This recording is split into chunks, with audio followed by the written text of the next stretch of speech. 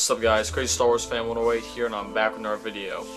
Today guys, I want to talk and review Star Wars Rebels Episode 11, Apprentice on Lothal.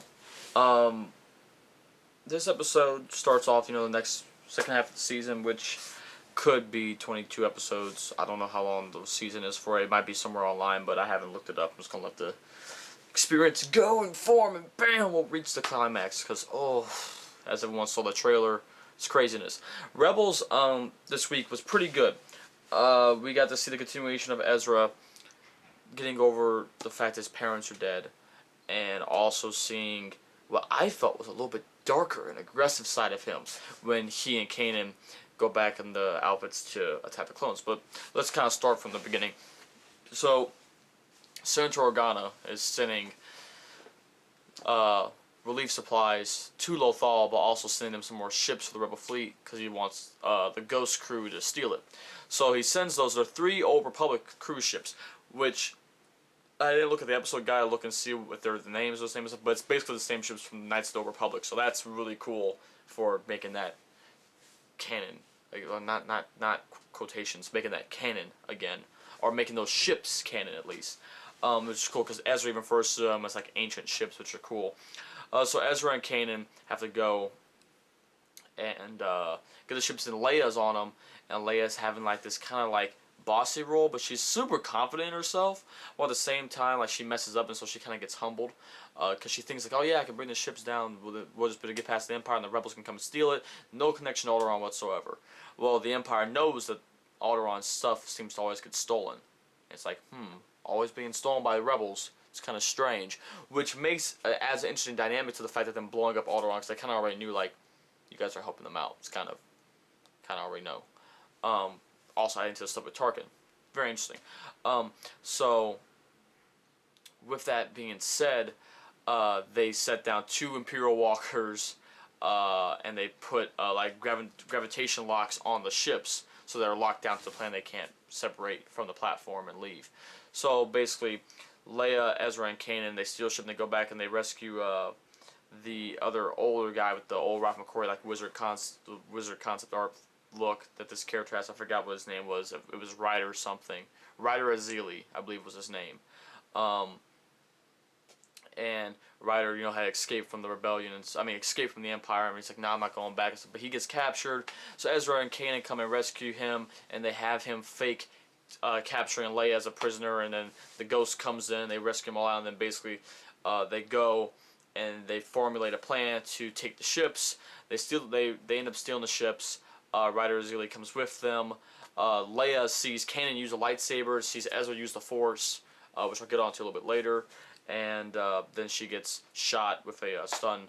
Well, besides her getting captured and reappearing back up at the base, and then getting shot with the being shot, with a gun, with an Imperial gun for stun, kind of similar to New Hope. She gets captured, or she makes it look like she had nothing to do with what was going on, and they make it believable. The Rebels leave, and they go off, and then they Ryder Azili decides to stay with the rebellion, and episode ends. It's over.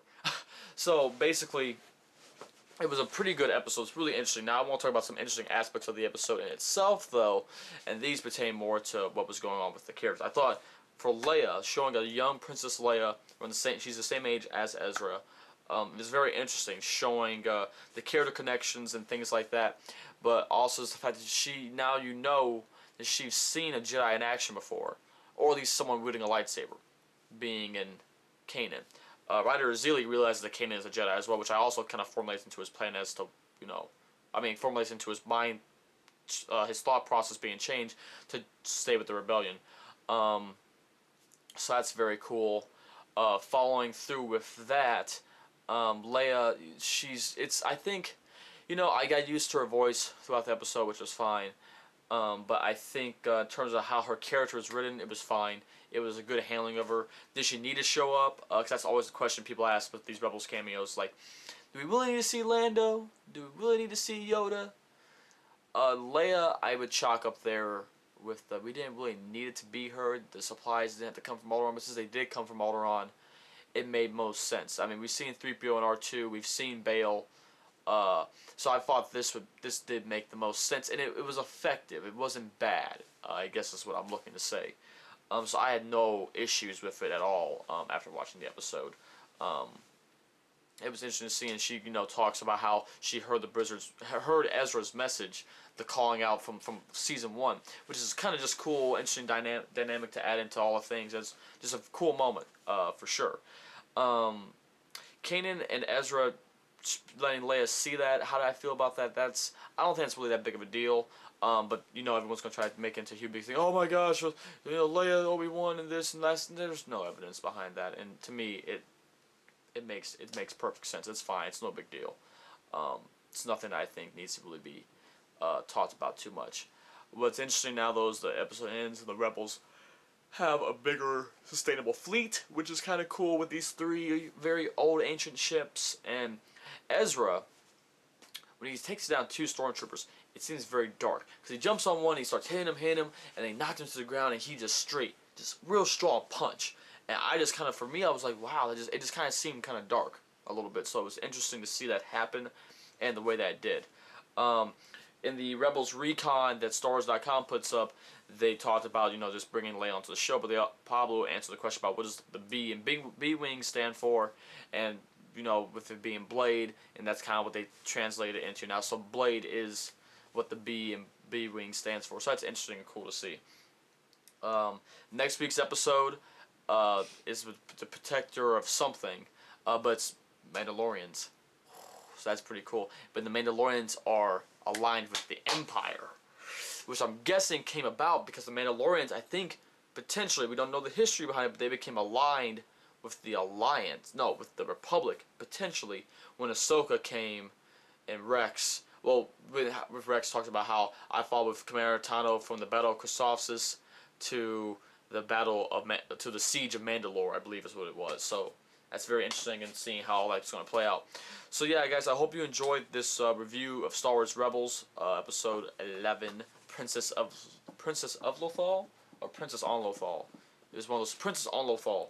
And I'll be seeing you guys soon. So take care, peace, and may the Force be with you always.